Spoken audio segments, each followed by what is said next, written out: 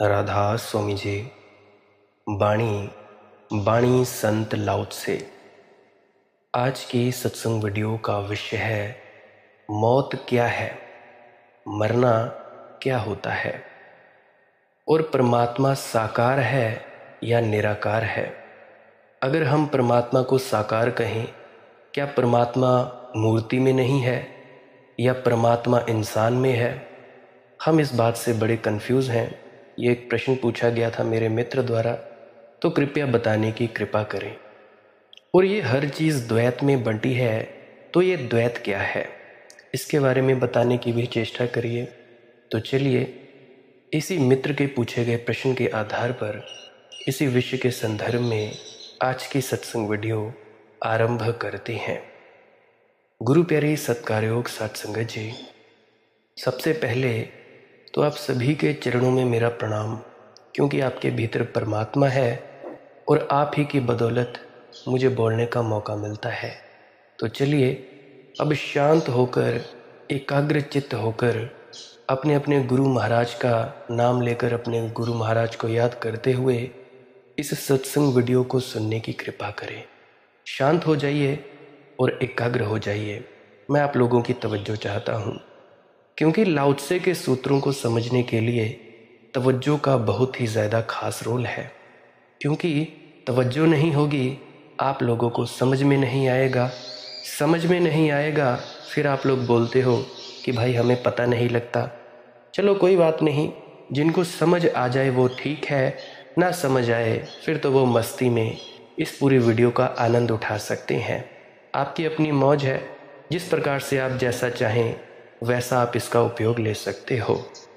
तो लाओ त्से का सूत्र है, लाओ त्से ने कहा कि इन दोनों पक्षों में ये एक ही है, किंतु ज्यों-ज्यों इसकी प्रगति होती है लोग इसे भिन्न भिन्न नामों से संबोधित करते हैं। इन नामों के समूह को ही हम रहस्य कहते हैं। जहाँ रहस्य की सघनता सर्वोपरि हो, वहीं उस सूक्ष्म और चमत्कारी का प्रवेश द्वार है। साथ संगत जी, लाओ त्से का ये सूत्र है, कहना क्या चाहता है? वो ये कहना चाहता है कि दो के भीतर एक का ही निवास है। जहाँ जहाँ दो दिखाई पड़ता है बुद्धि को, हमारी बुद्धि को, वहाँ वहाँ अस्तित्व तो एक ही है। ये क्या है, इसके बारे में थोड़ा वीडियो में आगे चलकर मैं समझाऊंगा। ऐसा कहें, बुद्धि का देखने का ढंग चीज़ों को दो में तोड़ लेने का है। ये जो तुम्हारी बुद्धि है, ये जो तुम्हारी खोपड़ी है, मन है, हर चीज़ को दो में तोड़ देता है। जैसे ही तुम्हारा दिमाग की बुद्धि किसी चीज़ को देखने जाती है, वैसे ही दो में तोड़े बिना नहीं रह सकती। उसके कुछ कारण हैं। क्योंकि बुद्धि असंगत को स्वीकार करती है, बुद्धि विपरीत को साथ नहीं रख पाती, बुद्धि विरोधी को तोड़ देती है। अब जैसे बुद्धि देखने जाए जीवन को, तो मृत्यु को जीवन के भीतर देखना बुद्धि के लिए असंभव है, क्योंकि मौत बिल्कुल ही उल्टी मालूम पड़ती है। जीवन के तर्क के साथ उसकी कोई संगति नहीं है। ऐसा लगता है कि मौत जीवन का अंत है, ऐसा लगता है मौत जीवन की दुश्मन है, ऐसा लगता है मौत जीवन के बाहर है, जीवन पर आक्रमण है। लेकिन वस्तुतः ऐसा नहीं है। मौत जिंदगी के बाहर घटने वाली घटना नहीं, मृत्यु जीवन के भीतर ही घटती है। मृत्यु जीवन का ही हिस्सा है, मृत्यु जीवन की ही पूर्णता है। मृत्यु और जीवन ऐसे ही हैं जैसे बाहर आने वाली सांस और भीतर जाने वाली सांस एक ही हैं। जो सांस अंदर जाती है वही सांस बाहर जाती है। जन्म लेते समय जो श्वास भीतर आती है, मृत्यु में वही श्वास बाहर जाती है। अस्तित्व में मृत्यु और जीवन एक ही हैं। लेकिन बुद्धि जब सोचने चलती है तो बुद्धि असंगत को स्वीकार नहीं कर पाती, संगत को स्वीकार कर पाती है। संगत की दृष्टि से जीवन अलग हो जाता है और मृत्यु अलग हो जाती है। लेकिन अस्तित्व असंगत को भी स्वीकार करता है, विपरीत को, विरोधी को भी स्वीकार करता है। अब जैसे तुम सब लोग हो, तुम सब कहते हो कि जी हमने नामदान ले लिया है तो हम नामदानी सज्जन हो गए, तो पता नहीं हमें क्या मिल गया। और दूसरे हैं जिनको नामदान नहीं मिला है, वो गैर नामदानी सज्जन है। तो दो में तोड़ दिया लोगों को। मनुष्य को तुम लोग दो में तोड़ देते हो। अभी तुम लोग अगर अच्छा काम करने लगते हो तो खुद को तुम पुण्यात्मा कहते हो। अगर कोई दूसरा व्यक्ति बुरा कर्म करने लगता है तुम उसको पापी कहते हो। लेकिन परमात्मा के लिए ये जो भी व्यक्ति अच्छा कर्म करता है या बुरा कर्म करता है, परमात्मा के लिए ये अलग नहीं है। परमात्मा के लिए ये एक ही है, वो कोई भेदभाव नहीं करता। परंतु अब तुम्हारी बुद्धि है, तुम कहते हो अच्छा और बुरा, तुम कहते हो पाप पुण्य, तुम कहते हो सत्संगी गैर सत्संगी, तुम कहते हो नामदानी सज्जन गैर नामदानी सज्जन। परंतु तुम लोग सब देखते हो, जो भी लोग सत्संग सेंटरों में जाते हैं, गुरुओं के पास जाते हैं, डेरों में जाते हैं, तो उस गुरु के लिए जितने भी तुम लोग आते हो उसके लिए तो तुम एक हो, चाहे तुम लोगों ने नामदान लिया हो या चाहे नामदान ना लिया हो, वो कोई भेदभाव नहीं करता। उसी प्रकार से जिस प्रकार गुरु हमारे अंदर भेदभाव नहीं करता, हमारे बीच में हम सभी के साथ कोई भेदभाव नहीं करता, उसी प्रकार से ये अस्तित्व भी कोई भेदभाव नहीं करता। अस्तित्व असंगत को भी स्वीकार करता है और विपरीत को, विरोधी को भी स्वीकार करता है। अस्तित्व को बाधा नहीं पड़ती फूल और कांटे को एक ही शाखा पर लगा देने में। गौर करें, यहाँ अस्तित्व को आप परमात्मा समझ सकते हैं। मैं यहाँ पे अस्तित्व का शब्द का उपयोग ले रहा हूँ। तुम लोग इसे प्रकृति का नाम दे सकते हो या परमात्मा का नाम दे सकते हो। तो अस्तित्व को कोई अड़चन नहीं अंधेरे और प्रकाश को एक ही साथ चलाए रखने में। सच तो ये है कि अंधेरा प्रकाश का ही धीमा रूप है और प्रकाश अंधकार की ही कम सघन स्थिति है। अगर हम प्रकाश को मिटा दे जगत से बिल्कुल, तो तत्काल बुद्धि कहेगी अंधेरा ही अंधेरा बचा रहेगा। लेकिन अगर हम सच में ही इस पूरी दुनिया से प्रकाश को बिल्कुल मिटा दें तो अंधेरा भी नहीं बच सकेगा। और सरलता से समझें तो ख्याल में आ जाए, अगर हम जगत से गर्मी को बिल्कुल मिटा दें, मई जून जुलाई की जो गर्मियाँ पड़ती हैं, तो बुद्धि कहेगी ठंड ही ठंड बची रहेगी। लेकिन जिसे हम शीत कहते हैं, ठंड कहते हैं, वह गर्मी का ही रूप है। अगर हम गर्मी को पूरा मिटा दें इस जगत से तो शीत बिल्कुल मिट जाएगी, वह कहीं भी नहीं बच सकेगी। अगर हम मृत्यु को बिल्कुल मिटा सकें इस जगत से तो जीवन भी समाप्त हो जाएगा। अस्तित्व विपरीत के साथ है, बुद्धि विपरीत को बाहर कर देती है। बुद्धि बहुत छोटी चीज़ है, अस्तित्व बहुत बड़ा। बुद्धि की समझ के बाहर पड़ता है यह कि विपरीत भी एक हो, कि जीवन और मृत्यु एक हो, कि प्यार और नफरत एक हो और अंधेरा और प्रकाश एक हो, कि स्वर्ग और नरक एक हो। ये बुद्धि की समझ के बाहर है कि दुख और सुख एक ही चीज़ के दो नाम हैं। ये बुद्धि कैसे समझ पाए? बुद्धि कहती है हमारी सुख अलग है और दुख अलग है। सुख को पाना है, दुख से बचना है। दुख को नहीं आने देना है, सुख को निमंत्रण देना है। लेकिन अस्तित्व कहता है जिसने बुलाया सुख को उसने दुख को भी निमंत्रण दे दिया है, और जिसने बचना चाहा दुख से उसे सुख को भी छोड़ना पड़ा है। अस्तित्व में विपरीत एक है। और लाओ त्से कहता है under these two aspects it is really this same. वह जो नाम के भीतर है और वह जो अनाम के भीतर है, इन दो पहलुओं में वह एक ही है। इतनी तीव्रता से लाओ त्से ने कहा कि वह जो रास्ता है विचरण उस पर नहीं किया जा सकता, और वह जो सत्य है उसे कोई नाम नहीं दिया जा सकता। जैसा कि हमने पिछले सत्संगों में जाना कि आपने पहुंचना है अपने ही भीतर। तो अगर आप लोगों ने अपने ही अंदर पहुंचना है तो आपको कोई रास्ता तय नहीं करना पड़ता। ये नहीं कि आप हिमाचल में बैठे हो तो आपको दिल्ली जाना पड़ेगा, ये नहीं कि आप दिल्ली में बैठे हो तो चंडीगढ़ जाना पड़ेगा या कहीं और जाना पड़ेगा। रास्ता कोई भी तुम्हें भीतर नहीं पहुंचा सकता। ये ऐसे ही है जैसे सुई तुम्हारे घर में खोई है, तो जितने भी रास्तों से तुम लोग चलोगे तो क्या तुम्हें वो सुई खोई हुई मिल जाएगी? नहीं, बिल्कुल नहीं मिलेगी। क्यों? क्योंकि सुई तुम्हारे घर के अंदर है और तुम रास्तों से खोज रहे हो उसे बाहर। जितना ज़्यादा रास्तों से तुम उसे खोजोगे उतना ज़्यादा तुम्हें सुई नहीं मिलेगी। मिलेगी कहाँ? अपने ही घर में पहुंचकर। ठीक ठीक उसी प्रकार से जो परमात्मा है, परम तत्व है, वो किसी भी रास्ते पर चलकर नहीं पाया जा सकता। तुम लोग बस चुपचाप बैठो, मौन में उतरो, और जब तुम अपने ही भीतर उतर जाओगे तुम्हें किसी रास्ते की ज़रूरत नहीं है। अब जैसे तुम लोग रात को सोते हो, क्या तुम्हें किसी विधि की ज़रूरत पड़ती है, किसी जाप की ज़रूरत पड़ती है कि तुम नींद में चले जाओ? ठीक ठीक उसी प्रकार से ये जितने भी जाप हैं, जितनी भी विधियां हैं, तुम्हारे मन को थकाने के लिए हैं। जब तुम्हारा मन थक जाता है तो तुम लोग अपने आप ही अपने भीतर फेंक दिए जाते हो। तुमने कभी देखा, जब जब तुम सोते हो, सोने के लिए तैयारी करते हो, बेड पर या चारपाई पर लेटते हो, तो अगर तुम्हारे मन में विचार चल रहे होते हैं तो तुम लोगों को नींद नहीं आती है। और जैसे ही ये विचार रुकते जाते हैं, तुम लोग सो जाते हो। अब कोई व्यक्ति है जो चिंतित है, उसके दिमाग में बड़ी सारी चिंताएं पड़ी हैं, कैसे होगा, क्या होगा, कल सुबह ऐसे नहीं तो वैसे हो, ये नहीं तो वो। तो जो व्यक्ति ऐसी चिंता में है वो सो नहीं पाता है।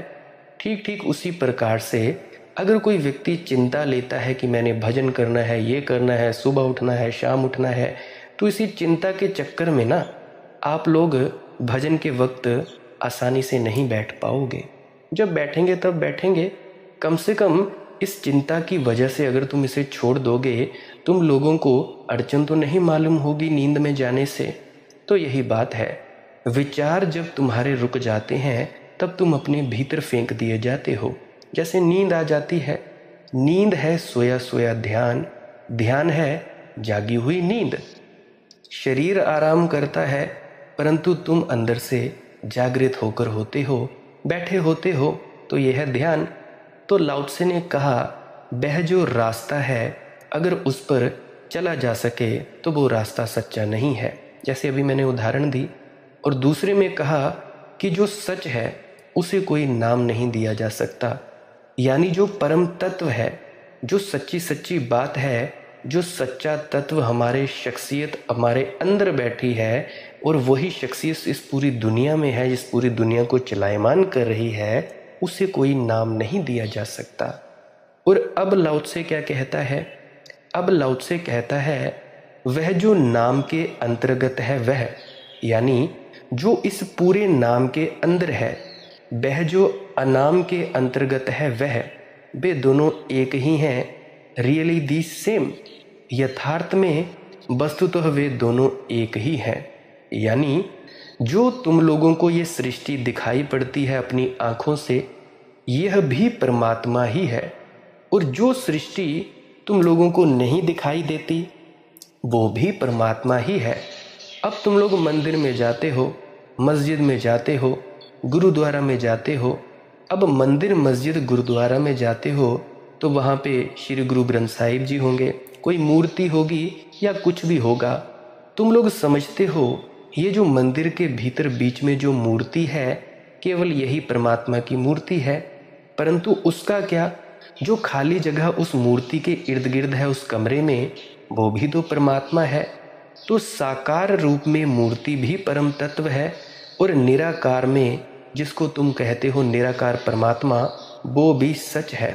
अब तुम लोग डेरे में जाते हो, अपने गुरु महाराज को हाथ जोड़कर प्रणाम करते हो, तो वो भी तो साकार है, साकार यानी मूर्ति। अब जो पत्थर की मूर्ति है वो बोलती नहीं है, अब ये जो गुरु रूपी मूर्ति है 5 तत्वों से बनी हुई है, ये बोलचाल करती है, ये समझाती है। तो इस अमूर्त से ही, ये जो मूर्ति है इस मूर्त से ही अमूर्त तक जाना है। कोई भी रास्ता ले सकते हो तुम, चाहे लड्डू गोपाल को पूजो, शिव जी को पूजो, जिस मर्जी पत्थर को पूजो, चाहे किसी मर्जी गुरु को पूजो, परंतु इससे आगे बढ़ना है। इसके ज़रिए हमें उस परम तत्व को याद करना है परमात्मा को याद करना है। जो तुम हो अपने आप को पूरी तरह से समर्पित कर देना है। ये जितनी भी मूर्तियां हैं या जितने भी गुरु हैं, ये केवल समर्पित हो जाने के लिए है, झुकने की कला सीख लेने के लिए है। जैसे ही तुम झुकोगे तुम्हारा अहंकार टूटेगा, तुम्हारे अंदर से ये भ्रम मिट जाएगा कि मैं इस अस्तित्व से अलग हूँ। जैसे ही ये भ्रम मिट जाएगा कि मैं इस पूरे परमात्मा रूपी ब्रह्मांड से अलग हूँ, उसी वक्त तुम परमात्मा ही हो जाओगे। यह है सारी कीमिया। तो परमात्मा साकार भी है और निराकार भी है। तो भाई ये दोनों सेम ही है। ये जो तुम लोग बोलते हो कि बाहर बाहर भी वही, अंदर भी वही, अंदर भी वही, बाहर भी वही, चाहे तुम जहाँ मर्जी देखो वहाँ परम तत्व ही परम तत्व है। परंतु सबसे बड़ी बात यह है कि तुम्हें बाहर जो भी चीज़ें हैं, पेड़ पौधे, कंकड़ पत्थर, पहाड़, नदियाँ, इनमें तुम्हें परमात्मा नहीं दिखाई पड़ता। क्यों नहीं दिखाई पड़ता? क्योंकि ये बहुत विराट है। अब तुम बहुत छोटे हो। तुम छोटे हो तो कहा जाता है कि अंतर्मुखी साधना से अंतर्मुखी होकर अपने अंदर की तरफ मुख करके तुम अपने अंदर के परमात्मा को पहचान लो। फिर तुम बाहर हर चीज़ में परमात्मा को देखोगे। तो तुम्हारा ये जो शरीर रूपी यंत्र है, ये सबसे छोटा हिस्सा है इस सृष्टि का। छोटा ही कहूँगा, उससे भी छोटे छोटे हैं, पर समझाने के लिए मैं कह रहा हूँ ये सबसे छोटा है। एक बार तुम लोगों ने अपने भीतर पहचान लिया कि हमारे भीतर भी वही है, तो तुम लोग बाकियों में भी वही वही करोगे। फिर तुम लोगों के लिए कोई भेद नहीं होगा, ना चोर में, ना साधु में, ना संत में, ना सन्यासी में, ना स्त्री में, ना पुरुष में, ना बच्चे में, ना बूढ़े में। तुम्हारे लिए सब शख्सियतें एक सी हो जाएंगी। तुम्हें भेद करना मुश्किल हो जाएगा एक इंसान में और कुत्ते में, और गधे में और गाय में, और पशु में और पक्षी में, और ये पेड़ पौधों में, और जंगलों पहाड़ों में और नदियों में। तो भाई हमारी बुद्धि का द्वैत है, बुद्धि का द्वैत है। हम कहें यह अनाम का जगत है और ये नाम का, कि हम कहें यह वस्तुओं का जगत है कि ये अस्तित्व का, और हम कहें कि ये व्यक्तियों का जगत है और वह अव्यक्ति का, कि हम कहें कि ये आकार का जगत है और वह निराकार का। लाओ त्से कहता है, क्या समझाना चाहता है? कहता है नहीं, वस्तुतः उन दोनों के भीतर भी वह एक ही है। अभी जैसे मैंने उदाहरण दी, जिसे हम नाम देते हैं, शब्दों का नाम देते हैं, उसके भीतर भी वो परमात्मा अनाम बैठा है। और जिसे हम अनामी कहते हैं, उसे भी हमने नाम तो दे ही दिया है। इससे क्या भेद पड़ता है कि हम उसे अनाम कहते हैं? वी हैव नेम्ड इट, अनाम रख लिया है उसका नाम हमने। ये थोड़ा कठिन मालूम पड़ेगा, क्योंकि लाओ त्से ने बहुत जोर दिया है शुरू में कि दोनों बिल्कुल अलग हैं। नाम मत देना उसे, नाम दिया कि वह सत्य न रह जाएगा।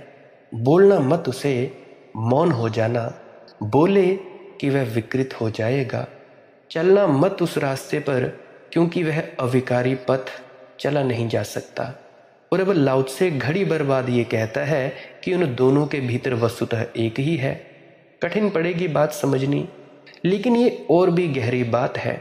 ये ऐसे ही है जैसे पहली कक्षा में तुमने कुछ पढ़ा, दूसरी में कुछ पढ़ा, अब तीसरी में इकट्ठी बातें तुम लोगों को समझाई जा रही हैं। जो लाओ त्से ने पहले कहा उससे भी गहरा है ये सूत्र। नाम के भीतर भी वही है, आकार के भीतर भी वही है। अब तुम जरा उदाहरण के माध्यम से समझो। मैं अपने मकान की खिड़की से झांक कर देखता हूँ बाहर, तो आकाश मुझे आकार में दिखाई पड़ता है, पर जिस आकाश को मैं खिड़की के अंदर से देखता हूँ आकार में बंधा हुआ, जब मैं बाहर जाऊँगा खिड़की द्वार से तो वही निराकार दिखाई पड़ेगा। उस समय मैं क्या कहूँगा? क्या मैं ये कहूँगा कि खिड़की से जो आकाश दिखा था, आसमान दिखा था, वह दूसरा था? निश्चित ही भेद तो है, क्योंकि खिड़की से जब दिखा था तो आकार के चौखटे में जड़ा हुआ था। तुम्हें बाहर का आसमान, आकाश खिड़की जैसा मालूम पड़ता था, और अब जब देखता हूँ तो कोई भी चौखट, कोई भी आकार नहीं। निश्चित ही भेद तो है, लेकिन गहरे में भेद कहाँ है? खिड़की से इसे आकाश को देखा था जो निराकार है, चूंकि तुम लोगों ने खिड़की के अंदर से देखा था तो तुम लोगों को वो खिड़की जैसा मालूम पड़ा। जब तुम घर से कमरे से बाहर आ गए तो आकाश निराकार है वही बात। और अगर भूल थी तो आकाश की ना थी, खिड़की की थी। और खिड़की आकाश को आकार कैसे दे सकेगी? खिड़की जैसी छोटी चीज अगर आकाश जैसे विराट तत्व को आकार देने में समर्थ हो जाए तो आकाश से ज्यादा शक्तिशाली हो जाती है। तो जिसे हमारी बुद्धि ने नाम देकर जाना है वह भी वही है जिसे बुद्धिमानों ने बुद्धि के पार जाकर अनाम जाना है। अब तुम लोग बाहर सृष्टि देखते हो, बाहर हर मनुष्य है, हर मनुष्य के भीतर परम तत्व है। परंतु जब तुम अपने भीतर जाओगे, अपने भीतर जाकर भी तुम उसी परम तत्व को पाओगे। जो बाहर है वही भीतर है। और लाओ त्से कहता है, चलकर वहां तक ना पहुंच सकोगे, रुक कर पहुंचोगे, ठहर कर पहुंचोगे। हालांकि रुक कर आदमी वहीं पहुंचता है जहां चलता हुआ दौड़ता रहता है। उन दोनों में भेद नहीं है, उन दोनों में अंतर नहीं है। द्वैत को बड़ी गहरी चोट इस छोटे से वचन में लाओ त्से ने की है, आखिरी चोट, जिसमें विपरीत को समाहित करने की कोशिश की है। और इसे एक बार भी बहुत साफ ख्याल में आ जाना चाहिए कि सारे द्वैत बुद्धि निर्मित हैं। अस्तित्व उनसे अपरिचित है। अस्तित्व ने द्वैत को कभी जाना नहीं, ड्यूअलिज्म को कभी जाना नहीं। विपरीत से विपरीत चीज अस्तित्व में जुड़ी और संयुक्त है। जुड़ी और संयुक्त ही नहीं, एक ही है। पलटू एक ही एक है, दूसरा ना ही कोई। दादू दूजा कोई नहीं, दूजी मन की दौड़। अगर ये बात तुम लोगों को समझ में आ जाए तो तुम लोग किसी से दुश्मनी ना कर पाओगे। तुम्हारे पड़ोस में जो जीव बैठा है तुम उससे भी दुश्मनी ना कर पाओगे। हालांकि वह जीव भूला बैठा है कि वह परम तत्व है, परंतु तुम तो जाग गए। तुम्हें तो पता है कि जो पड़ोस में वो व्यक्ति है तुमसे लड़ता है वो भी तुम्हारे जीवन का अंग है, वो भी तुम्हारा ही हिस्सा है। अब तुम्हारे हाथों की 10 उंगलियां हैं, अगर वो आपस में लड़ने लगें तो तुम क्या कहोगे? तुम यही कहोगे कि भाई इनको पता नहीं है कि ये एक ही हाथ से जुड़ी हुई हैं। अब जिस उंगली को पता लग जाए कि मैं एक ही हाथ से जुड़ी हूँ तो वो लड़ना झगड़ना बंद कर देगी। अगर किसी व्यक्ति को पता लग जाए ये सारी दुनिया के जो जीव हैं मेरे ही रूप हैं, अलग अलग अवतार हैं, अलग अलग इनके रंग हैं, ढंग हैं, तो कोई किसी से क्यों लड़ेगा? कोई किसी को जवाब क्यों देगा? तो भाई ये पूरी सृष्टि जुड़ी है, जुड़ी भी है, एक ही है। जुड़ी और संयुक्त भी हमें कहना पड़ता है क्योंकि हमारा मन दो में तोड़कर ही देखता है। एक सिक्के में हम 2 पहलू देखते हैं और साफ ही 2 पहलू होते हैं। फिर भी क्या हम कह सकते हैं कि एक पहलू को दूसरे से अलग किया जा सकेगा? क्या हम सिक्के के एक हेड को बचाकर दूसरे को फेंक सकते हैं, टेल्स को फेंक सकते हैं? हम कुछ भी करें सिक्के में 2 पहलू ही रहेंगे, 2 हिस्से ही रहेंगे और हम एक को ना बचा पाएंगे और एक को हम ना हटा पाएंगे। जिसे हम दूसरा पहलू कहते हैं वह वही सिक्का है। फिर भी मज़े की बात है कि हम एक छोटे से सिक्के के दोनों पहलू भी एक साथ देख नहीं सकते।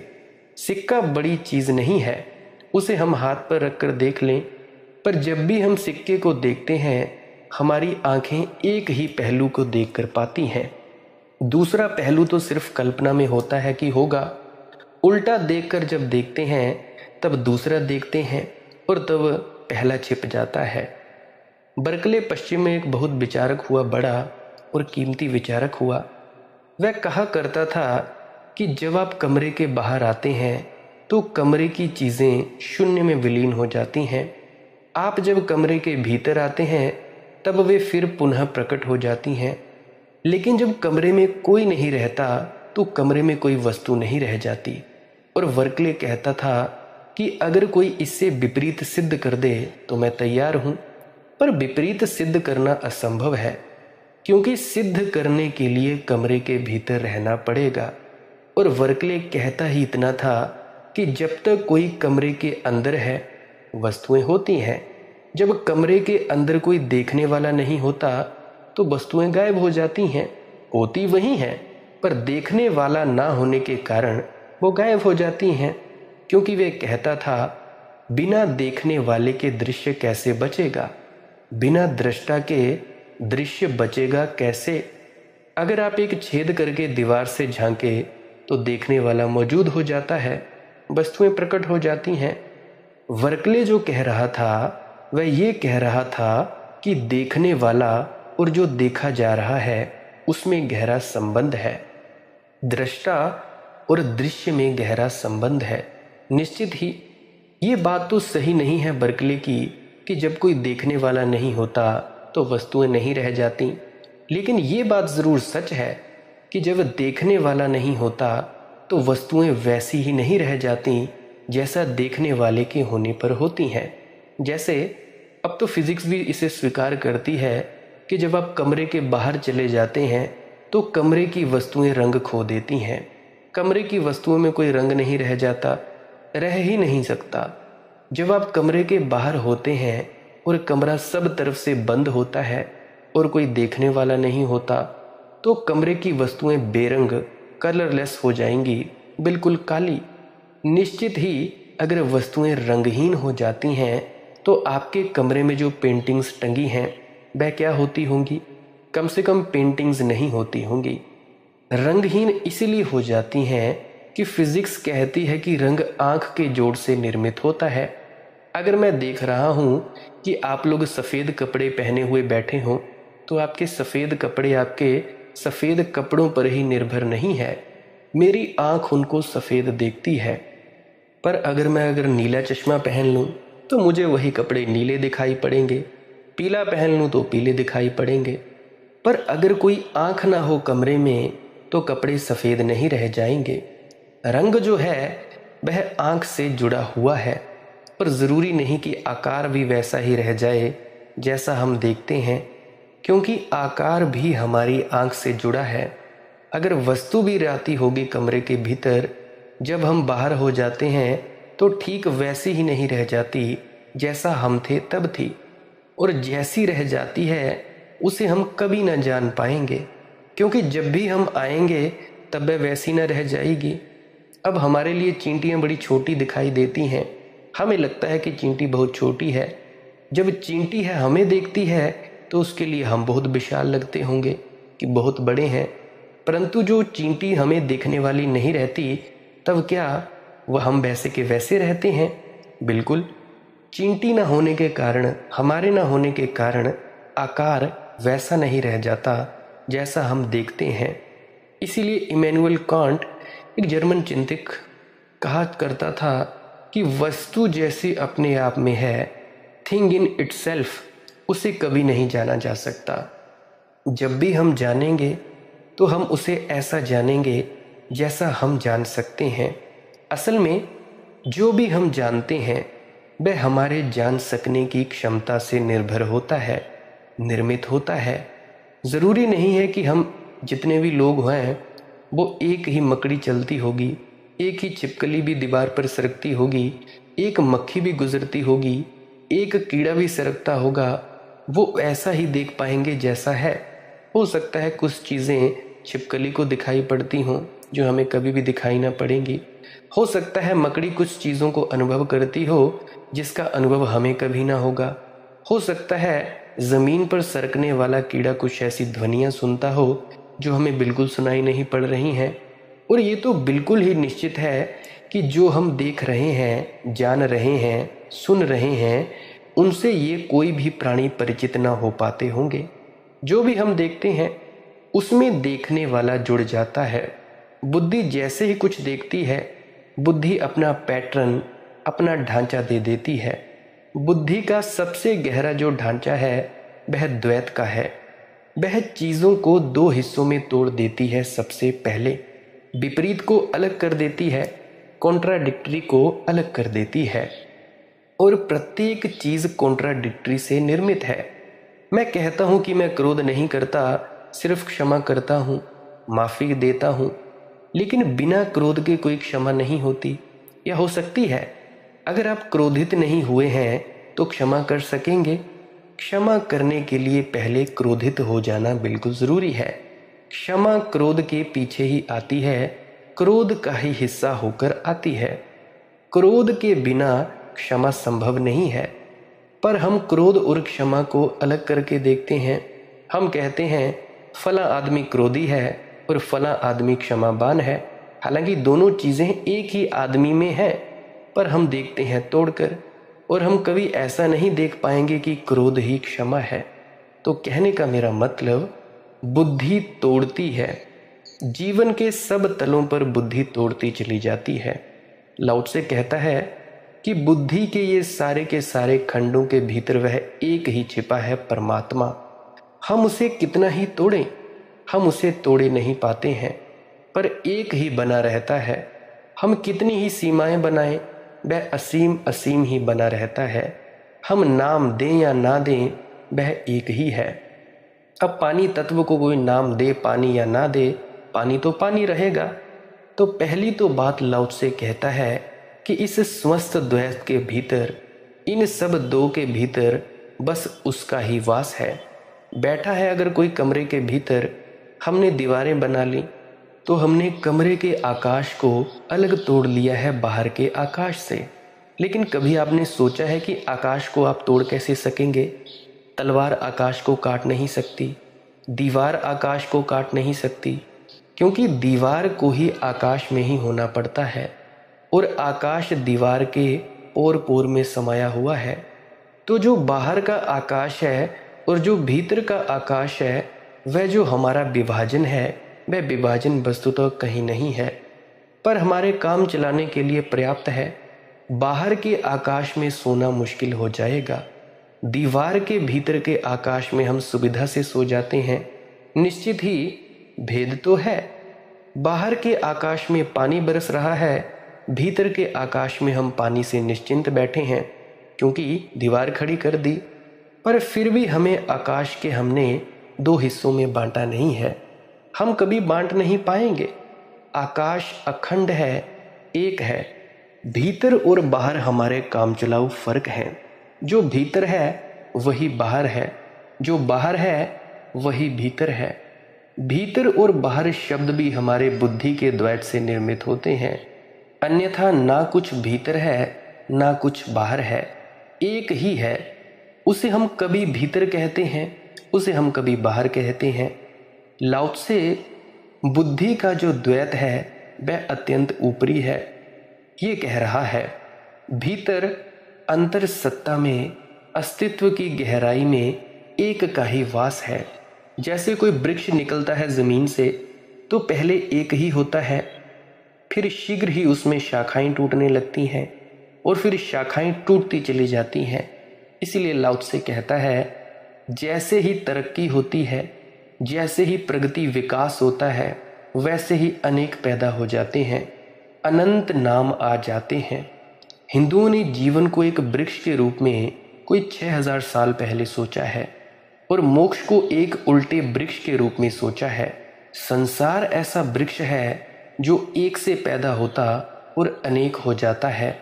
एक वृक्ष की शाखा उठनी शुरू होती है, पेड़ उसे हम कहते हैं, और फिर अनेक शाखाएं हो जाती हैं, और फिर प्रत्येक शाखा अनेक शाखा बन जाती है, और फिर प्रत्येक अनेक शाखा भी अनेक पत्तों में फैल जाती है। मोक्ष इससे उल्टा वृक्ष है जिसमें अनेक शाखाओं से हम कम शाखाओं की तरफ आते हैं, फिर कम शाखाओं से और कम शाखाओं की तरफ आते हैं, फिर और कम शाखाओं से एक की तरफ आ जाते हैं। पहले तुम सब संसार में उलझे हो, संसार से उलझकर तुम गुरु में आ जाते हो, गुरु से बाहर निकलकर तुम अपने शरीर के पास आ जाते हो, शरीर से भी बाहर निकलकर तुम अपने ही भीतर उतरकर एक तत्व के पास पहुंच जाते हो, और फिर एक से हम उस बीज में चले जाते हैं जिससे सब निर्मित होता है और विकसित होता है। लाओ त्से कह रहा है जैसे ही डेवलपमेंट होता है, जैसे ही अनफोल्डमेंट होता है, जैसे ही चीज़ें खुलती हैं, वैसे ही अनेक हो जाती हैं। एक बीज तो एक होता है, वृक्ष अनेक अनेक शाखाओं में बंट जाता है, और फिर अनेक शाखाओं पर अनेक अनेक बीज लग जाते हैं एक ही बीज से। ठीक वैसे ही अस्तित्व तो एक है, अनाम। फिर नाम की बहुत शाखाएं उसमें से निकलती हैं। अब धर्म तो एक है। ये जो हिंदू, मुसलमान, सिख, ईसाई, राधा स्वामी मत, निरंकारी मत, कबीर मत, ये सभी उसकी शाखाएं हैं। सत्य तो एक है, निशब्द। फिर शब्द की बहुत शाखाएं उसमें निकलती हैं, बहुत पत्ते निकलते हैं, बहुत पत्ते लगते हैं और फल लगते हैं। पर लाओ त्से कहता है, फिर भी वह जो एक में है वही अनेक में भी है, और वह जो बीज में है वही पत्ते में भी है। दूसरा हो कैसे सकता है? जो चीज एक बीज में घूमती है वही चीज तो वृक्ष में घूमती है, वही चीज तो जड़ों में घूमती है, वही चीज पत्तों में घूमती है। दूसरा हो कैसे सकता है? दूसरे के होने का कोई उपाय नहीं है, दूसरा है ही नहीं। इस वचन के दूसरे हिस्से में ज्यों ज्यों प्रगति होती है, लोग इसे भिन्न भिन्न नामों से संबोधित करते हैं। वह भिन्न भिन्न नहीं हो जाता, लोग इसे अलग अलग नामों से संबोधित करते हैं। अब जैसे मैंने कहा कि वृक्ष बीज में होता है, शाखाओं में अनेक हो जाता है, लेकिन वह भी हम जो बाहर खड़े हैं उनको दिखाई पड़ता है। अगर वृक्ष कह सके तो वृक्ष कहेगा मैं एक हूँ। वृक्ष को अपना पत्ता भी और अपनी जड़ भी जुड़ी हुई मालूम पड़ेगी। भीतर तो एक ही प्रवाह है, एक ही रस की धार बहती है। आपको अपने पैर का अंगूठा और आपका सिर, आपकी आंख और आपके हाथ की अंगुलियां भीतर से अलग अलग मालूम होती हैं। आंख बंद करके देखेंगे तो भीतर एक का ही सतत प्रवाह हो जाता है। उस प्रवाह में ही ये सारे के सारे रूप तिरोहित हो जाते हैं। बाहर से कोई आपको देखेगा तो आपकी आंख अलग है, अंगुली अलग है। निश्चित ही अंगुली तोड़ने से आंख नहीं फूटेगी, और निश्चित ही आंख फूट जाने से अंगुली नहीं टूट जाएगी। बाहर से सब अनेक ही मालूम पड़ता है, लेकिन भीतर, मैंने कहा कि अंगुली तोड़ने से आंख नहीं फूटेगी, यह भी बाहर से।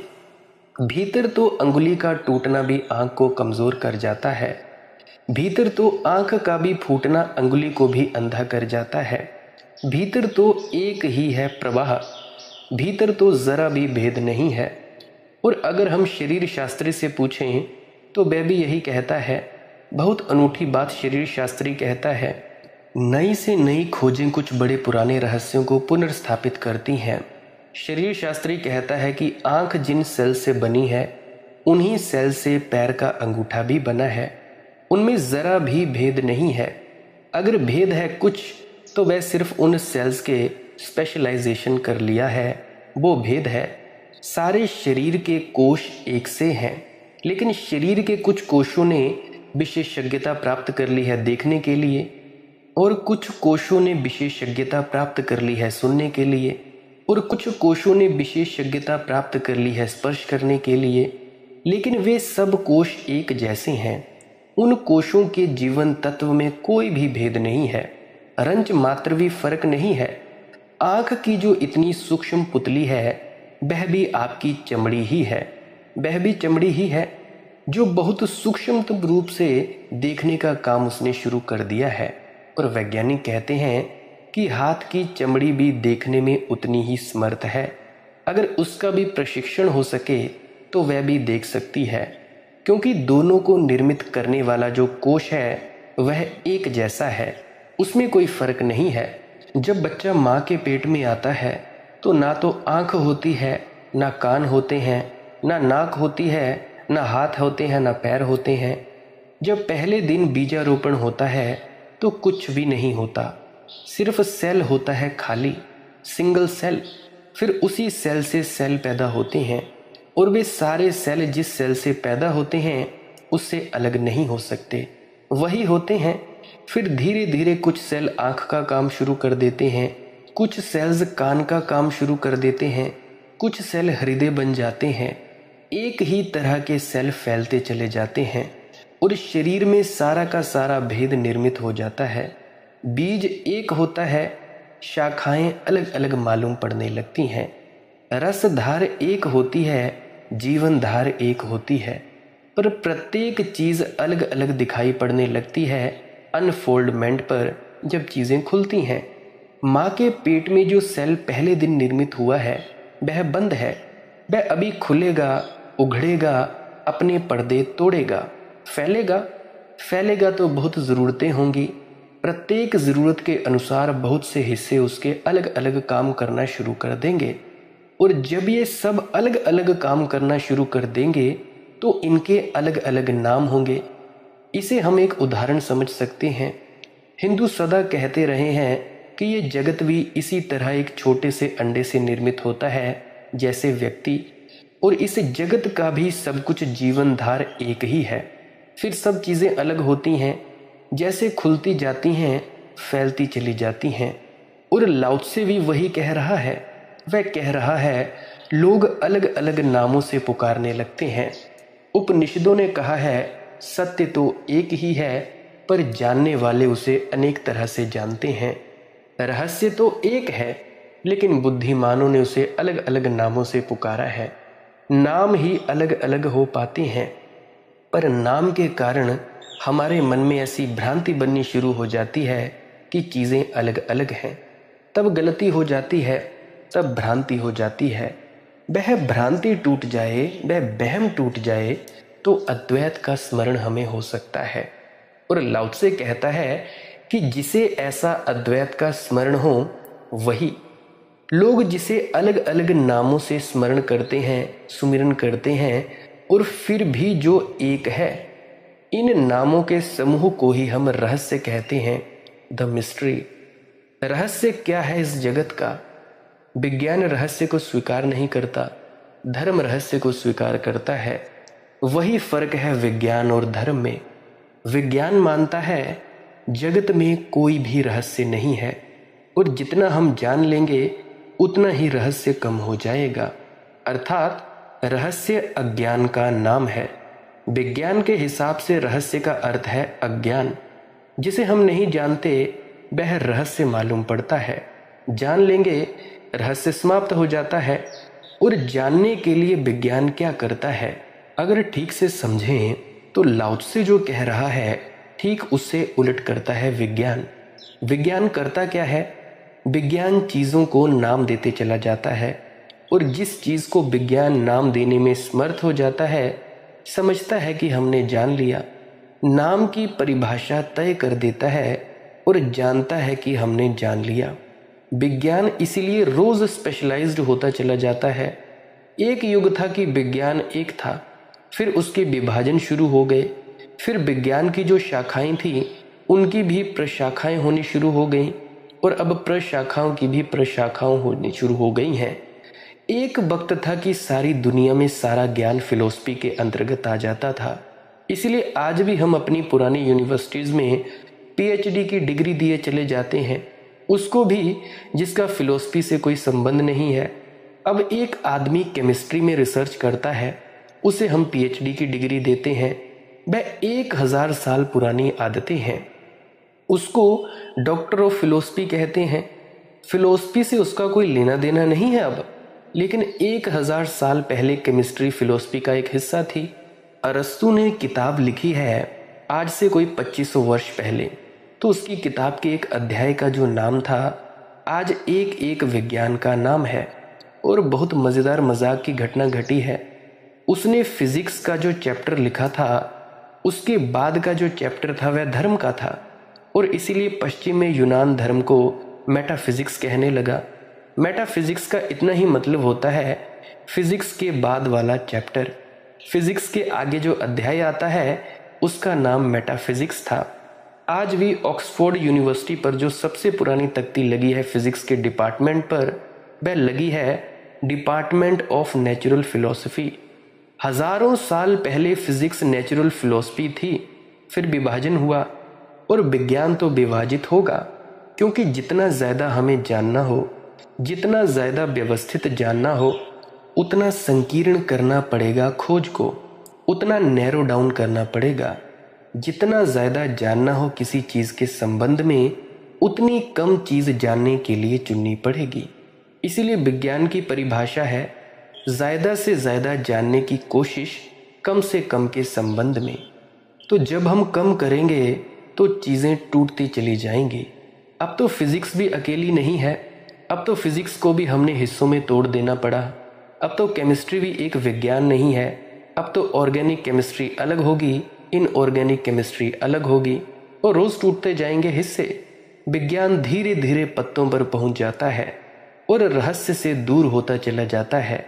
लाओ त्से कहता है, नाम और अनाम के दोनों के बीच में जो एक होना है उसी का नाम मिस्ट्री है, उसी का नाम रहस्य है। असल में जो अद्वैत की तरफ जाएगा वह रहस्य की तरफ जाएगा, और जो अनेक की तरफ जाएगा वह रहस्य की तरफ नहीं जाएगा।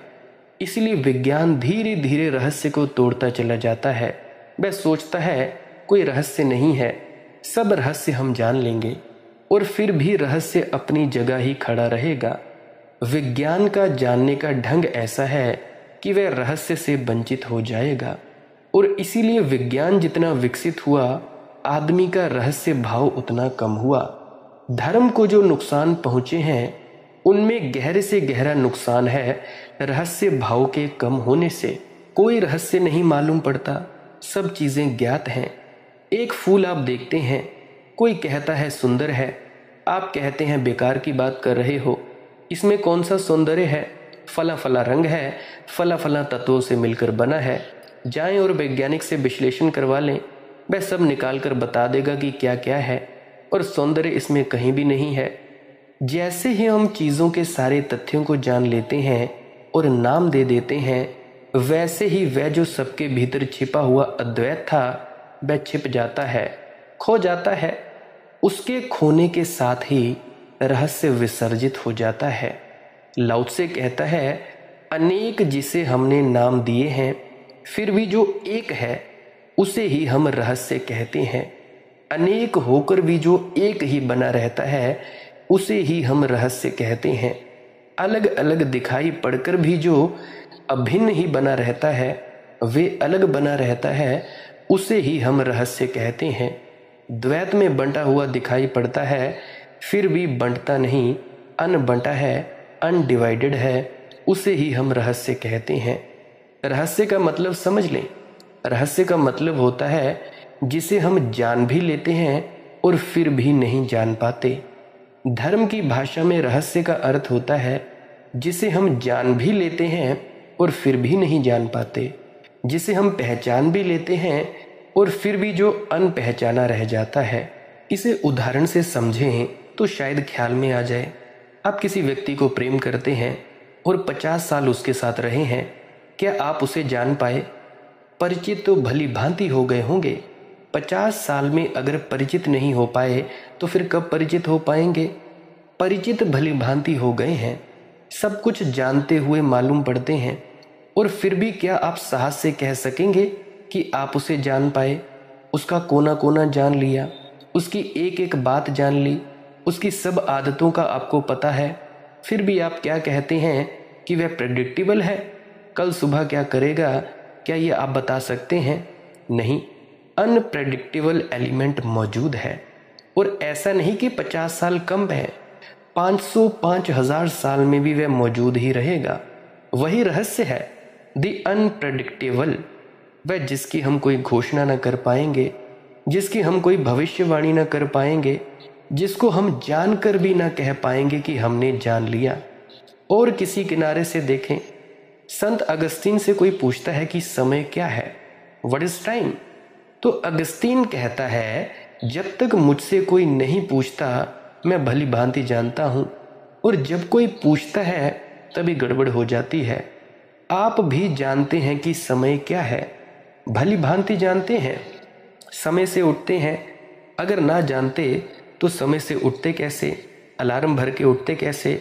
ना जानते तो समय से घर कैसे पहुंचते? ना जानते तो कैसे तय करते कि समय हो गया? जानते ज़रूर है समय को, लेकिन अगस्तीन ने ठीक कहा है कि जब तक मुझसे कोई नहीं पूछता तब तक मैं बिल्कुल जानता हूं कि व्हाट इज़ टाइम। और तुमने पूछा कि सब खो जाता है। कोई पूछ ले कि क्या है समय, तो आज तक जगत का बुद्धिमान से बुद्धिमान आदमी उत्तर नहीं पाया है, दे नहीं पाया। और ऐसे बुद्धिहीन से बुद्धिहीन आदमी समय का उपयोग कर रहा है, ऐसे मूढ़ से मूढ़ आदमी समय में जी रहा है। और बुद्धिमान से बुद्धिमान आदमी इशारा नहीं कर सकता है कि ये रहा समय, ये रहा वक्त। छोड़ें, समय थोड़ी जटिल बात है, जीवन तो इतनी जटिल नहीं। हम सब जी रहे हैं, हम काफ़ी जी लिए हैं। जो जानते हैं वे कहते हैं हजारों हजारों जन्म जी लिए हैं। छोड़े उन्हें, इतना ही मान लें कि हम एक जन्म जी लिए हैं, 50 साल, 40 साल, 20 साल, 60 साल जी लिए हैं। जीवन को जाना है। लेकिन अगर कोई पूछे कि जीवन क्या है, तो बस चूक जाता है हाथ। क्या हो जाता है? जीवन क्या है? जब जी लिए हैं तो बताना चाहिए। लाओ त्से कहता है, इसे हम रहस्य कहते हैं। जान भी लेते हैं फिर भी अनजाना रह जाता है। सब जान लेते हैं फिर भी पाते हैं कि सब अनजाना रह गया।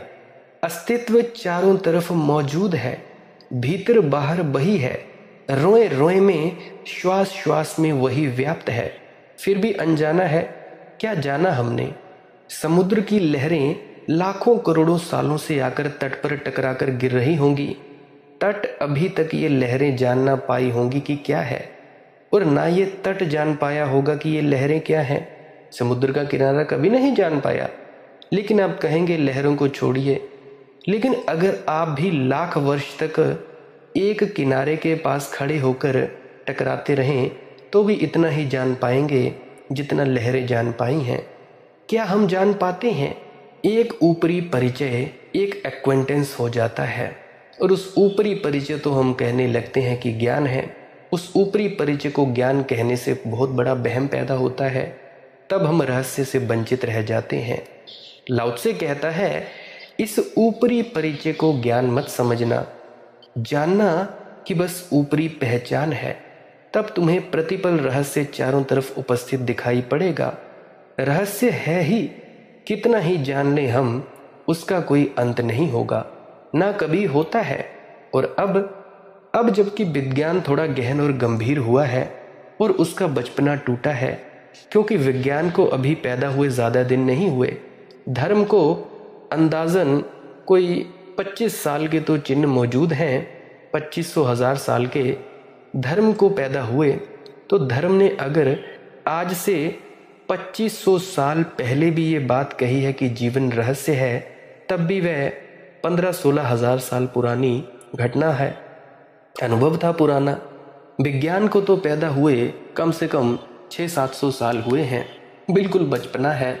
ये बात बिल्कुल पक्की है कि जिस दिन विज्ञान भी 15,000 साल की उम्र का होगा, तब वह इतने ही जोर से घोषणा करेगा और कहेगा कि जीवन रहस्य है। 15,000 साल तो दूर है, आइंस्टीन मौजूद था, तो हमने विज्ञान की जो बड़ी से बड़ी प्रतिभा पैदा की है वह उस आदमी में थी। लेकिन मरते वक्त वह आदमी पता क्या कह गया?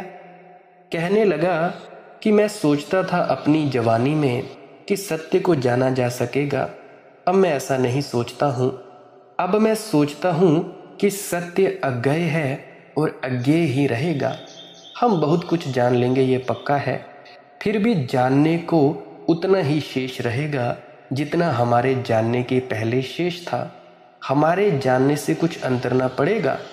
वह ऐसा ही होगा जैसे हम एक चुल्लू भर पानी समुद्र से भर लाएं। शायद चुल्लू भर पानी समुद्र से भरने में थोड़ा समुद्र कम भी ना होता होगा, लेकिन वह जो अज्ञात का चारों तरफ विस्तार है, अज्ञेय का, अननोएबल का, वह हमारे कितने ही जान लेने से चुल्लू भर भी कम नहीं होता। धर्म इसे रहस्य कहता है। वह सदा शेष ही रह जाता है, अनजाना, अपरिचित, उतना ही उतना मौजूद रह जाता है। प्यारी साथ संगत जी, मेरे ख्याल से आज मैं बहुत बोल चुका। आज का सत्संग यही समाप्त होता है। अगर इतने पे ही अमल कर लो तो बहुत बढ़िया होगा, बहुत आपकी अनुकंपा होगी। भजन सिमरन किया करें और श्वास क्रिया रोज़ रोज़ किया करें।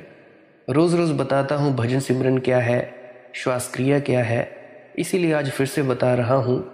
भजन और सिमरन के दो अंग हैं, बात एक ही है, पर संतों ने कुछ गृहस्थों के लिए सोचा होगा, इसीलिए दो अंग बनाए हैं, सिमरन और भजन। सिमरन है कुछ शब्दों का जाप करना जो भी आपको आपके सद्गुरु द्वारा बताए जाते हैं। जब भी तुम चौकड़ी मारकर बैठोगे या जिस भी अवस्था में तुम बैठोगे बिना हिले डुले, याद रखना बिना हिले डुले बैठना है। बैठ जाओ तो तुमने आंख बंद कर देनी है, सीधी सेध में देखना है, ना ऊपर ना नीचे ना दाएं ना बाएं, सीधी सेध में। और तुमने आंखों के बीच में अंधेरे की तरफ देखते रहना है बिना हिले डुले और अपना मंत्रों का जाप शुरू कर देना है। तुम्हारे मन में बड़े सारे विचार उठेंगे, कभी कामकाज के विचार उठेंगे, कभी नौकरी के, कभी बाजार के, कभी दुकानदारी के, कभी बच्चों के। कोई भी विचार उठे तुमने उनकी चिंता नहीं लेनी है, लड़ना नहीं है, उठने देना है। परेशान नहीं होना है कि ये विचार क्यों उठ रहे हैं। तुमने बस अपना काम करना है कि तुमने अपना मंत्र जप करना है। मंत्र जप करने से क्या होगा, एक तो तुम्हारे अंदर जो विचार उठेंगे उठते रहेंगे, जो विचार आए हैं वे जाएंगे भी। तुमने कमरे में झाड़ू लगाया, धूल उठी तो धूल बाहर जाएगी भी। झाड़ू और नाम के ये जो मंत्र के तुम्हारे शब्द हैं एक ही बात है। जैसे ही तुम इन मंत्रों को जपोगे तो झाड़ू लगता जाएगा। मंत्रों को जपोगे तो तुम्हारे अंदर सिर्फ एक ही मंत्र रहेगा। अब जैसे तुमने कमरे में झाड़ू लगाया, झाड़ू लगाते गए सारी धूल बाहर फेंक दी। अब जब तुमने सारी धूल बाहर फेंक दी तो क्या तुम उस झाड़ू को कमरे में फिर भी रखोगे? नहीं रखोगे। तो उसी प्रकार से ये जो भी तुम जाप करते हो उसका इतना ही फायदा है। जैसे ही तुम्हारा मन में कोई विचार ना बचा, अंदर सिर्फ अंधेरा ही बचा, अंधेरे के बाद एक प्रकाश का पुंज दिखाई देता है, फिर तुमने क्या करना है, इस मंत्र को जपना बंद कर देना है। बंद करके तुमने अपनी आंख बंद ही रखनी है, बिना हिले डुले तुमने आंखों के सामने ही देखते रहना है, इस प्रकाश के पुंज को देखते रहना है और अनहद नाद की ध्वनि को सुनते रहना है। ध्यान दोनों आंखों के मध्य में और कानों से तुम्हें आवाज़ सुनाई दे रही है, सुनते रहना है और इसमें लीन होते जाना है। सुनते सुनते जब तुम प्रकाश में लीन हो जाओगे, डूब जाओगे, तो ये धीरे धीरे तुम्हें वहाँ पहुँचा देगा जहाँ तुम्हारा अपना होना है, जिसको सचखंड कहते हैं, जिसको राधा स्वामी दयाल का देश कहते हैं, या जिसको जो भी तुम नाम देना चाहो दे सकते हो। और एक बहुत समस्या रहती है नींद की। देखो, नींद की समस्या जो होती है वो सभी को आती है। जब भी हमारा मन शांत होता है तो हम सो जाते हैं। तो नींद के लिए क्या करना है, अगर आप सुबह 2:30-3 बजे उठकर बैठते हो या 5 बजे उठकर बैठते हो, आपकी अपनी मौज है। तो अगर आप रात के बाद सुबह बैठते हो तो रात को 9 बजे से पहले पहले आपने हल्का भोजन खाना है, ताकि जब आप उठो और आपको जब भजन सिमरन के लिए बैठने के लिए वक्त मिले तो आपको तब नींद ना आए। हो सके तो हाथ मुंह धो लिया करें और कम से कम नींद 8 से 9 घंटे की परिपूर्ण लें। अगर 8 से 9 घंटे की नींद न ली जाए तो भाई भजन सिमरन के वक्त नींद आएगी ही आएगी। साउंड स्लीप की बात कर रहा हूँ, बिना हिले डुले जब तुम्हें कोई सपना नहीं होता है, गहरी नींद में होते हो, 8 से 9 घंटे की नींद, तो उसके बाद आपको नींद बड़ी कम आती है। अगर आप ये करते हो और अपने ब्रह्मचर्य का भी थोड़ा पालन करना है, अपना ब्रह्मचर्य थोड़ा बचा के रखना है, अगर शरीर की ज़रूरत ही बन जाए फिर आप उसका इस्तेमाल कर सकते हो अपनी वासना का। नहीं तो बेफालतू में अपनी शक्ति नहीं गंवानी है, उसको कम से कम बचा के रखना है। मतलब संयम में रहना है, अपना बैलेंस बना के रखना है। अगर आप ये सब चीज़ें करते हो फिर भी आपको नींद आती है तो ये नींद आना भी शुभ है। ये नींद आती ही है, इसको नींद नहीं कह सकते हम, इसको हम ध्यान कह सकते हैं। अभी आपका शरीर आपके काबू में नहीं रहता, चेतना इतनी जागृत नहीं रहती। अब बहुत से साधक होंगे जिनको लगता होगा कि यार ये क्या है, ये नींद है या ध्यान है, हमें नहीं पता कि ये क्या है। आपको बताना चाहूँ वो ध्यान होता है। बहुत से ऐसे साधक हैं जो मेरी वीडियोस को सुनते हैं, 1 घंटे की जैसे ही वीडियो सुनी और जैसे ही वीडियो बंद हुई वैसे ही आंख खोलकर जाग जाते हैं। 1 घंटे तक उनकी आंखें बंद रहती हैं। आंखें बंद रहती हैं, उनको भी नहीं पता होता कि ये ध्यान है या नींद है, ये क्या है। तो भाई ये ध्यान ही है। धीरे धीरे तुम लोग इस अवस्था से भी ऊपर पहुंच जाओगे। ये भी एक तरह की अवस्था है इससे भी परेशान होने की कोई ज़रूरत नहीं है। विचारों से भी परेशान होने की कोई ज़रूरत नहीं है। झाड़ू लग रहा है तो भाई विचार उठेंगे ही। ये वो विचार हैं जो तुम्हारे अंदर दबे हुए थे और दबे विचार हैं वो उठेंगे ही।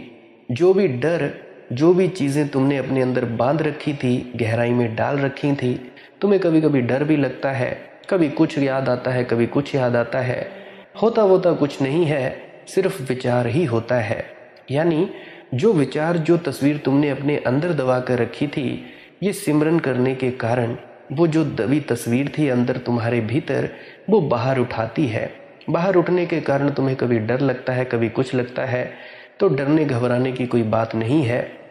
तुम्हारे अंदर ये जो प्रकाश का पुंज रूपी सतगुरु है, ये आपकी पूरी पूरी संभाल करता है। ये आपको कभी भी कुछ क्षति नहीं होने देता। 2400 घंटे आपकी पूरी पूरी देखभाल करता है। इस पर विश्वास रखें, इस पर श्रद्धा बनाए रखें। याद रखना, ध्यान में बैठे व्यक्ति को कोई कुछ भी नहीं कर सकता। 24 घंटे पॉजिटिव रहता है ध्यान में रहने वाला व्यक्ति। मान लो तुम अभी चौकड़ी लगाकर बैठे हुए हो, ध्यान में उतर गए, तो जब तुम ध्यान में उतर गए, अगर तुम्हारे ऊपर कोई नकारात्मकता भी होगी वो भी हट जाएगी। कोई कुछ भी कर दे, किसी भी चीज़ का उपयोग कर दे, जितना ज़्यादा तुम अपने ध्यान में बैठोगे, चौकड़ी मारकर बैठ जाना है।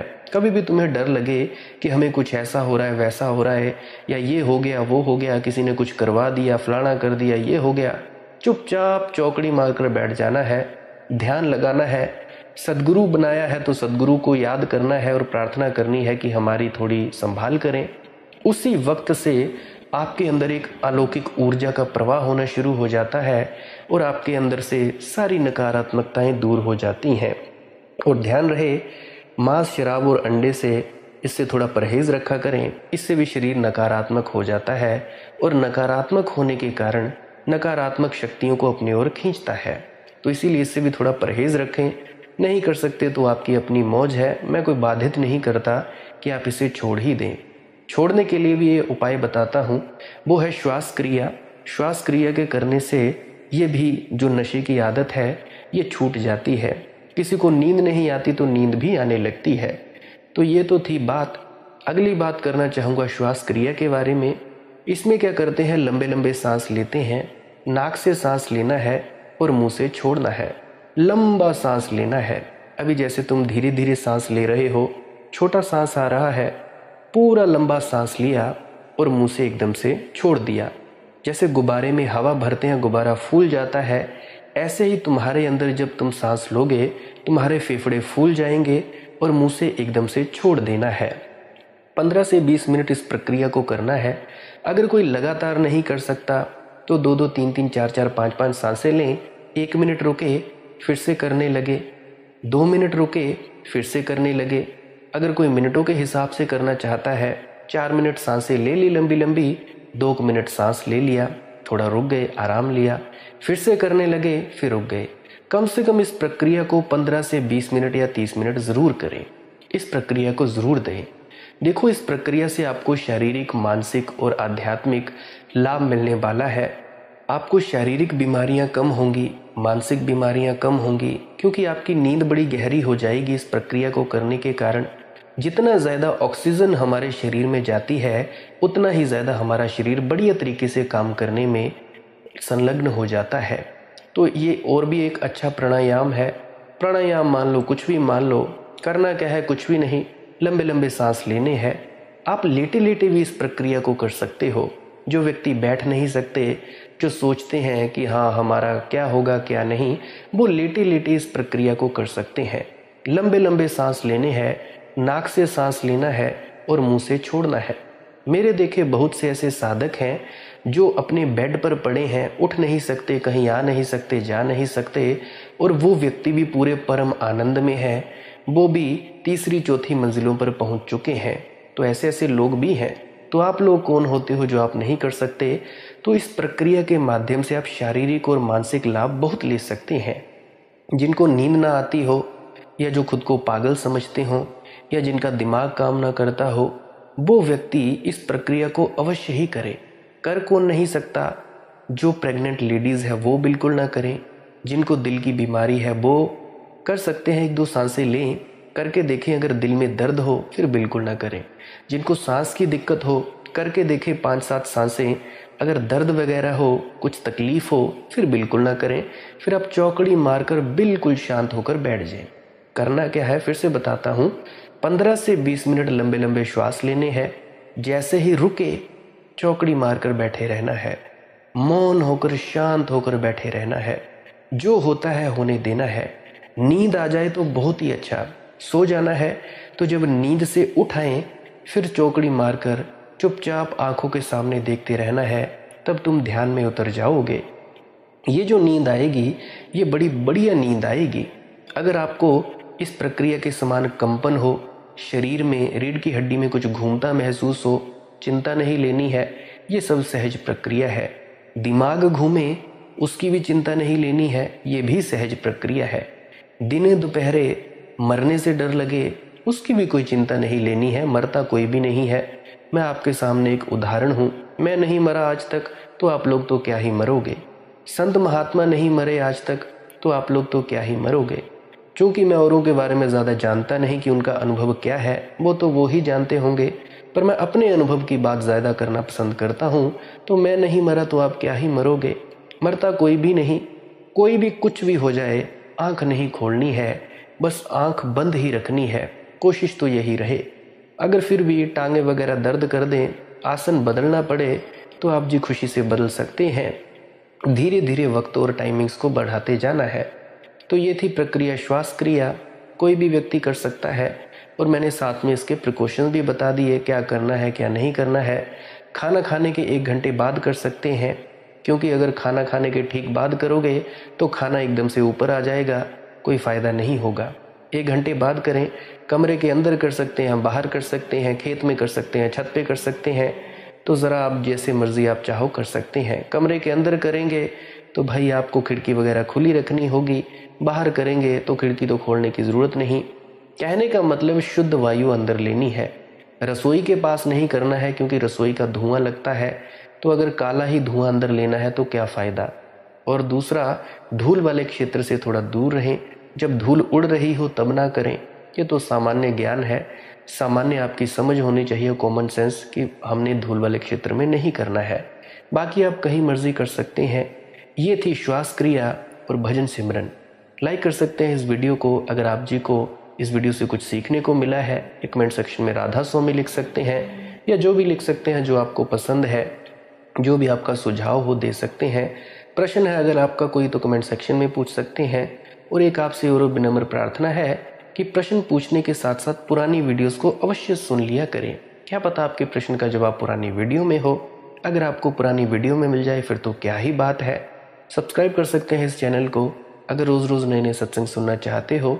सत्संग का वक्त रहता है सुबह 5 बजे से लेकर 7 बजे तक। जब भी कोई सत्संग डले आप उसका आनंद ले सकते हो।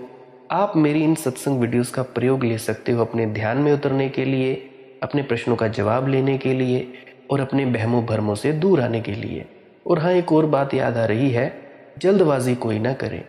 कोई भी जल्दबाजी मत करे कि मुझे कुछ दिखाई नहीं दिया, अभी अंधेरा ही दिखता है, ये नहीं हुआ वो नहीं हुआ। उनसे मेरी विनम्र प्रार्थना है जल्दबाजी ना करें। तुम लोगों को खुद भी शरीर से बाहर आने के लिए 9 महीने का वक्त लगा था। तो तुम कैसे सोच सकते हो कि 1-2 दिनों में या महीनों में तुम्हारे ऊपर की मिट्टी साफ हो जाएगी एकदम से। बाकी तो परमात्मा की मौज है। तुम लोग सिर्फ भजन सिमरन करके एक प्रार्थना कर सकते हो, ये श्वास क्रिया करके एक प्रार्थना कर सकते हो कि हे परमात्मा हमें अपने पास बुला। बस इतनी सी बात है। तो जल्दबाजी नहीं, धीरे धीरे कर्मना, धीरे धीरे लगे रहो। अगर एक कदम भी तुमने बढ़ाया तो भाई बात बहुत हो जाती है। अब मैं आपसे इजाज़त चाहता हूँ। आप मुझे इतने अंत तक सुनते हो इसके लिए आपका बहुत बहुत धन्यवाद, बहुत बहुत शुक्रिया। अंत में आपके भीतर बैठे परमात्मा को प्रणाम करता हूँ। मेरा प्रणाम स्वीकार करें। राधा स्वामी जी।